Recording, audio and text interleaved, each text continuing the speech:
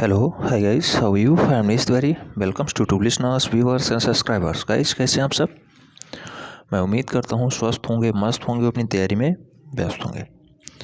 बेटा आज का ये वीडियो प्रावैधिक कला से संबंधित है और दीर्घवृत्त यानी एलिप्स से संबंधित है। ठीक है, एलिप्स का ये दूसरा वीडियो है, इम्पॉर्टेंट है, इसलिए हल्के में नहीं लेना है, क्योंकि ये एक ही प्रश्न आप सॉल्व करेंगे और 16 अंक आपके पक्के हो जाएंगे। आइए हम लोग देखते हैं। मैं आपको पुनः बता दूं, केवल और केवल एक ही पेपर होता है, 100 अंक का होता है। कुछ लोग अभी भी हल्के में ले रहे हैं, बेटा हल्के में नहीं लेना है। जितने भी क्वेश्चंस हमने कराए हैं उन्हें 4 से 5 बार आपको सॉल्व कर लेना है, 4 से 5 बार, तब जाके एक प्रश्न आपका पक्का हो पाएगा। और टॉपिक बहुत सारे हैं और सभी टॉपिकों को कवर करने के लिए महामैराथन बहुत जल्द आने वाली है। मैं सोच रहा हूँ इस बार संडे को महामैराथन लेके आ जाऊँ। जितना टॉपिक इस बार कंप्लीट हुआ है उसका महामैराथन आपके बीच हो जाए। ठीक है, तो section A, section B, section C तीनों से संबंधित क्वेश्चंस वहाँ पुटअप होंगे और बढ़िया से उन्हें हम लोग सॉल्व करेंगे। तो ये संडे को होने वाला है। आज का वीडियो 38 क्रम का है, यानी 38वां वीडियो है। इससे पहले 37 वीडियो हो चुके हैं। अगर आप लोग नहीं देखें उन्हें देख लें और अपनी तैयारी मेंटेन कर लें। आइए आगे बढ़ते हैं। क्वेश्चंस में कहा गया है, किसी दीर्घवृत्त के बाहर स्थित बिंदु पा से स्पर्श रेखा खींचो। अब बेटा बिंदु पा बता दिया गया है, एक एलिप्स है, उस पर हमें जो है स्पर्शी रेखाएं खींच देनी है। अब बिंदु पा से है तो दोनों साइड आप खींच सकते हैं। अगर बिंदु का नाम ना दिया होता तो आप एक स्पर्शी रेखा आराम से खींच सकते थे। आइए हम लोग देखते हैं। अब इस टाइप से अगर आप क्वेश्चंस देखेंगे तो समझने में थोड़ी सी जटिलता होगी। इन्हें हम सरल भाषा में समझाने का प्रयास करते हैं और मेन बात यह है कि आप क्वेश्चंस तो सॉल्व कर लेते हैं, उसके बाद बेटा रचना विधि आपको लिखना बहुत ज़रूरी है, क्योंकि आधा आधा नंबर डिवाइड होता है। तो रचना में आपको उतने नंबर मिलेगा जितना आपको फिगर ड्रॉ करने में और सॉल्व करने में मिलता है। तो रचना आपको अवश्य लिखना है, क्योंकि रचना पे ही यहाँ नंबर है। आपने किस मेथड से लिखा है, कैसे लिखा है, मतलब फिगर को कैसे ड्रॉ किया है, कैसे क्वेश्चन सॉल्व हुआ है, वही स्टेप फॉलो कर देना होता है रचना में। ठीक है, आइए देखते हैं ऊपर। तो दीर्घवृत्त के बाहर स्थित बिंदु पा से स्पर्श रेखा खींचो। अब बेटा पहले आपको एक इलिप्स बना लेना है। इलिप्स थोड़ा सा गोला जो होता है, यानी जो वृत्त होता है उससे थोड़ा सा चपटा होता है। और सबसे मेन बात है कि इसमें दो अक्षांश भी होते हैं। एक ये वाला हो गया दीर्घ वृत्तखंड का अक्षांश और ये वाला हो गया लघु वृत्तखंड का अक्षांश। इस वाले फिगर में ऐसा बनाने की कोई आवश्यकता नहीं है, लेकिन मैं बना दे रहा हूँ, समझा दे रहा हूँ आपको। ठीक है, ये छोटा वृत्तखंड हो गया और ये वाला बड़ा वृत्तखंड हो गया। नामकरण कर दीजिए ABCD। हालांकि इस वाले क्वेश्चन में ये करने की आवश्यकता नहीं है, वृत्तखंड अक्षांश ये सब बनाना कोई आवश्यक नहीं है। केवल और केवल कहा गया है कोई जो पॉइंट P है, कोई पॉइंट P है, यहाँ से एक स्पर्श रेखा खींच देनी है। और स्पर्शी रेखा वह होती है बेटा जो केवल और केवल टच करके निकल जाए। P बिंदु से स्टार्ट होती है और इलिप्स पे केवल टच करके आगे बढ़ जाए, वह है स्पर्श रेखा। ये हो गई स्पर्श रेखा, ये हो गई स्पर्श रेखा। ठीक है, चाहे वो वृत्त की स्पर्श रेखा हो या फिर परवलय की या अतिपरवलय की स्पर्श रेखा हो, सभी पे यही काम लागू होता है। ठीक है, बिंदु P से कह रहा है तो इस साइड भी हमें निकाल देना है, D वाले साइड पे भी। तो इस टाइप से स्पर्श रेखा आप खींच सकते हैं। एक जगह टच करेगी और 180 का कोण बनाती है। अगर मैं अंदर लंबवत डालूं इस पे तो ये सदैव 180 का ही कोण बनाएगी बेटा। 180 का कोण ड्रॉ करती है सदैव स्पर्श रेखाएं। ठीक है, एकदम सीधी रेखा होती है, एकदम सीधी।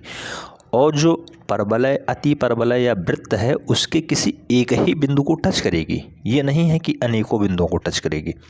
अगर पॉइंट B पे कहा जाए स्पर्श रेखा खींचना है तो आप इस टाइप से ड्रा करेंगे, केवल एक पॉइंट को टच करती है और ये कभी ओवरलैप भी नहीं करती है, ये भी ध्यान रखना है। जो स्पर्श रेखाएं होती हैं वो कभी ओवरलैप नहीं करती हैं। अब P पॉइंट से स्पर्श रेखा कहा गया था, आपने खींच दिया। एलिप्स मैं पुनः बताता हूँ, थोड़ा सा चपटा होता है बनाने में, 3-4 बार जब आप प्रैक्टिस करेंगे हो जाएगा।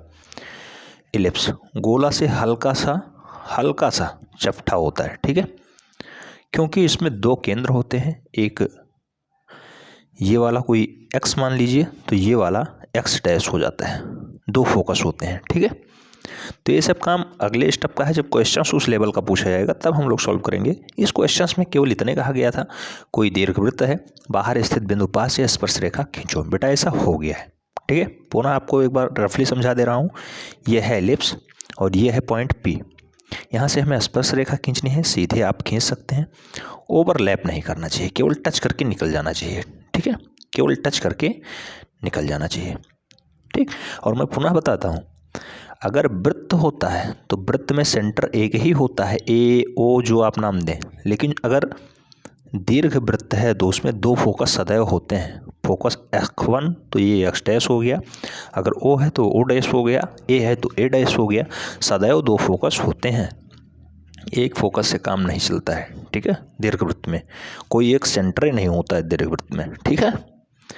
तो ये जरूर आपको ध्यान रखना है। इतने सॉल्व करना था और इतने आपको आराम से लिख देना है कि सबसे पहले हमने एक जो है दीर्घवृत्त बनाया, और दीर्घवृत्त में जिसकी नाभियों के नाम से लिखें या फोकस लिखें, ठीक है। फोकस X और X1 रखा।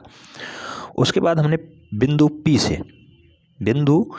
से दीर्घवृत्त पे एक स्पर्श रेखा खींची जो कि PA नाम रख दीजिए, और दूसरा बिंदु P से ही दो जो दीर्घवृत्त है उसके दूसरे अक्षांश की तरफ यानी दूसरी साइड की तरफ हमने दूसरी स्पर्श रेखा खींची PB, जो क्रमशः चित्र में निर्दिष्ट हैं, साफ साफ आप बता सकते हैं। और अभीष्ट स्पर्श रेखाएं PA और PB हैं जो कि दीर्घवृत्त को फला बिंदु पे टच कर रहे हैं। O डैश कर दीजिए, O कर दीजिए, इस टाइप से आप बता के और पूरा काम अपना निपटा सकते हैं, ठीक हो गया। अगर समझ में आ गया हो यस सर बोल दीजिएगा, अगर नहीं आया है कमेंट बॉक्स में ज़रूर लिखिए, उस पर विचार किया जाएगा और पूरा फुल्ली प्रोसेस में आपको पुनः समझाने का प्रयास किया जाएगा। हमें लग रहा है आपको समझ में आ गया होगा, क्योंकि क्वेश्चंस में कोई इतना बड़ा जटिल प्रोसेस नहीं है, ठीक है। उम्मीद करते हैं समझ में आ गया होगा। आप लोग चैनल को लाइक कर दिए होंगे और वीडियो को शेयर अवश्य करते होंगे। बेटा वीडियो अवश्य शेयर कर दीजिए, क्योंकि अभी बहुत से लोग ऐसे हैं जिन्हें नहीं पता है इसकी जो खूबियों के बारे में, ठीक है। तो वीडियो अवश्य शेयर करिए, अधिक लोग लाभान्वित हो पाएँ। प्रावैधिक कला इसकी अनिवार्यता क्या है? अनिवार्यता ये है बेटा, सभी के पास पैसा नहीं है कि बीएड कर पाए, और बीएड जब होता है तभी कोई टीजीटी दे पाता है। ये भ्रम निकाल दीजिए कि मैं फ्री में टीजीटी दे रहा हूँ।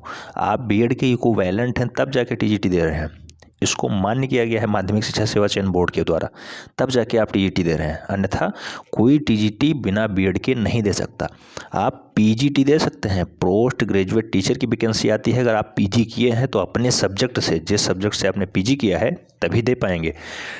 टीजीटी के लिए बिना बीएड के आप टीजीटी नहीं दे सकते, ट्रेंड ग्रेजुएट टीचर आप नहीं बन सकते, ठीक है।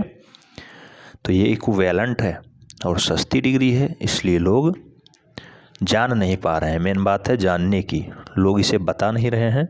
और बताने की वजह क्या है? पहले अपना सिलेक्शन हो जाए फिर दूसरे का सिलेक्शन करवाते हैं। और मेरा साफ उद्देश्य ये नहीं है। 2018 से मैं मेहनत कर रहा हूँ और 2018 से लोगों को जागृत करने की पूरी चेष्टा कर रहा हूँ। आप लोग जागृत करवाने में मदद करें, वीडियो अवश्य शेयर करें और प्रावैधिक कला के लाभ को ज़रूर बताएं। मिलते हैं नेक्स्ट वीडियो में, तब तक के लिए जय हिंद।